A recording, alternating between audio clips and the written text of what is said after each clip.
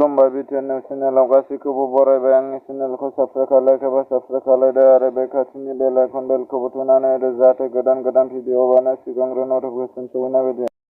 भारतनि गोलाव खुबैनाय गेलेगिरि नीरज चोपड़ाया टकिय'आव जाबाय थानाय अलिम्पिकआव सनानि मेडेल देरहानो हाबाय। बाक्सा जिल्लानि कुमरिघाटा रायजोआरि देहा फाहामसालियाव हरखाबै दावबायफैदों।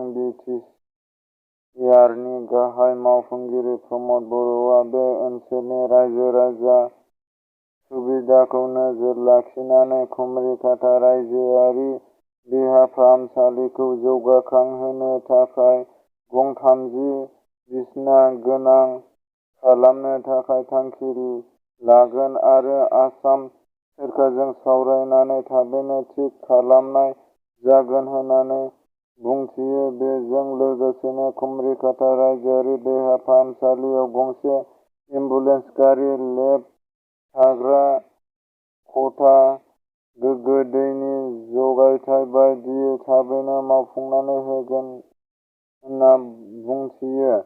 खौरांगिरिनि उफेरा बिसायख'थिनि बागै सोंथि खालामनायाव प्रमद बर'आ बुंथियो दि खुंफुंनो गोनां आसामनि उफ्रा बिसायख'थि गोनां आयदा नङा। आथिखालाव टेट पास खालामनो थाखाय एल.पि. आरो एम.इ. आरो गोजौ फरायसालिनि थाखाय फोरोंगिरि थिसननाय आरो लाइमोनफोरनो खामानि होनाय आयदायावसो बांसिन मावनो आरो गोनां आयदा होननानै बुंथियो। उफेरा बिसायख'थि इउ. पि. पि. एल. नि बि.जे.पि. दोलोआ जथायै बाहागो लागोन होननानै बुंथियो।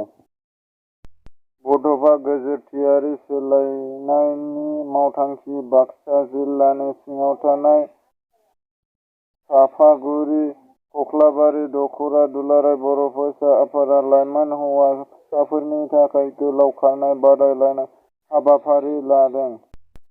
मोब्लिब बिफाननि हेंथायै खुद्रिदों श्रीरामपुर ओनसोलनि रायजो-राजाफोरा। मोब्लिबा नांगौनि बारा थांनायनि थाखाय बिलआ बेनि थाखायनो खुद्रिनाय जादों। रायजो-राजाफ्रा गुबुन गुबुन राजखान्थि हान्जानिफ्राय सा 100निबो बांसिन सुबुंफोरा इउ. पि. पि. एल. दोलोखौ मोजां मोननानै एबा प्रमद बर' दैदेननाय U. P. P. L.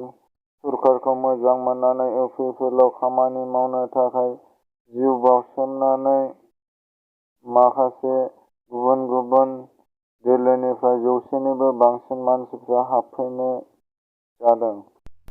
Ranjan दैमारिखौ लानानै बायदिसिना बाथ्रा बुंनायनिफ्राय जानगाराव थानानै बिथांखौ उदां खालामनो खामानि मावोब्लासो मोजां जागोन होननानै बुंदों। बे बाथ्राखौ प्रमद बर'आ बुंदों।